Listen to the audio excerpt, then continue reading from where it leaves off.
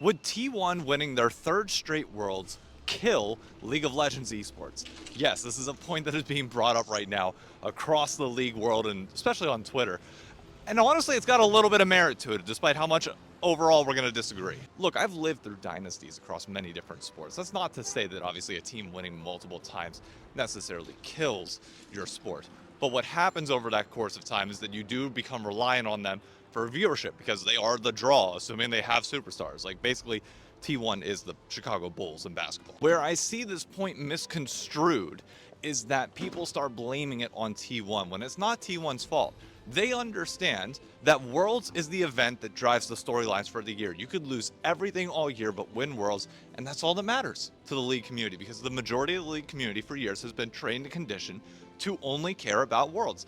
MSI is starting to level up, but it is nowhere near the amount of headline driving, storyline overriding that Worlds is. Now, whose responsibility is it to make sure that it's not just T1 forever and that viewership does build for teams outside of T1 whenever they're playing?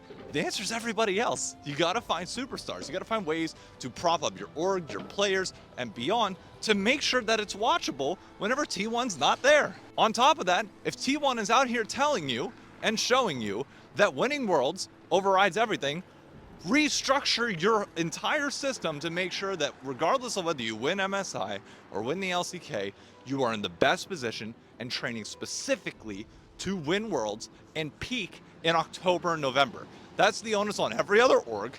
And if the incentive is messed up where you say, oh, one tournament matters more than the others, then Riot's got to fix that. There are multiple problems going on that could possibly lead to that.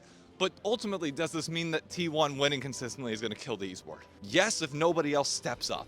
But that's not T1's fault. That's literally everybody else that needs to put in the work and do it right. I, personally, just have faith and belief that as a sport, we will eventually figure it out. But so many in esports are prisoners of the moment. And it's like, if whatever happens this year is everything. It's like, guys, we're a sport that should hopefully last decades here. All right?